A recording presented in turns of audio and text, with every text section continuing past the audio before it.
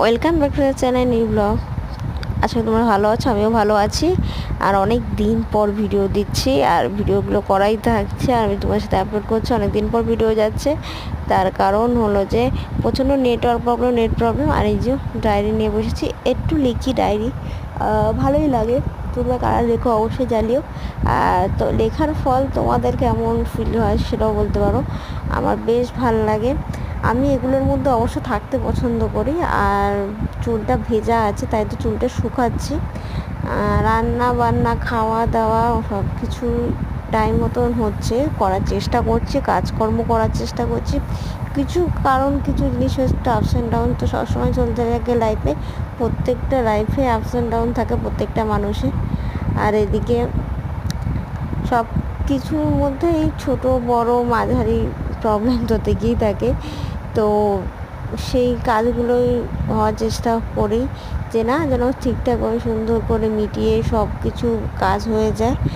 আর ভিডিওগুলো চেষ্টা করছি, অনেকগুলো ভিডিও রয়েছে এগুলো ঠিক করা। আর এই চুলের অবস্থা খুবই খারাপ হয়ে আছে, ভাবছি একটুখানি কেটে দেবো যেন বাড়তে সুবিধা হয়। আর সেটার জন্যই কিন্তু কাটার টাইম হচ্ছে না। এদিকে কোন পূর্ণিমা পড়ে আছে, কখনো একাদশী বলছে, তখন যখন মনে পড়ছে তখন এসবই থাকছে। যাই হোক, আর হাতে তোমাদের যেটা দেখালাম সেটা এখনও খুব যন্ত্রণা, খুব ব্যথা।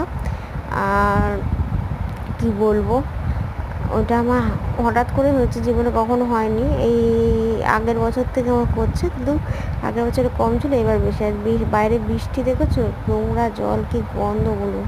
আর এইগুলো সব উঠিয়ে রাখা হয়েছে, মানে এখানে একটুখানি বৃষ্টি হলে সারা জায়গায় জল হবে। তারপর আমার ঘরে জল ঢুকে যায় চুয়ে চুয়ে। কী আর করবো, কিছু করার নেই। হাতে ব্যথাটার জন্য কী করা উচিত আমি জানি না, তোমাদের কাছে কোনো উপায় থাকলে বলো। ডান হাতে শিরা খুলে যায়, কি মেডিসিন নেওয়া উচিত বলো।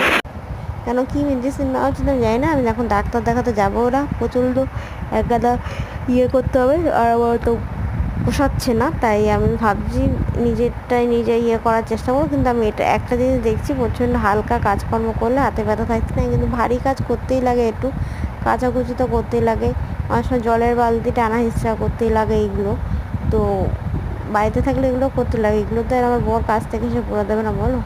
ওখানে অমলেটের কারি করেছে আর ভাত করেছে। তো চলো খাওয়া দাওয়া করি, টাটা বাবাই। খিদাও পেয়ে গেছে খুব আমার, লিখতেও হবে, কিছু এডিট করা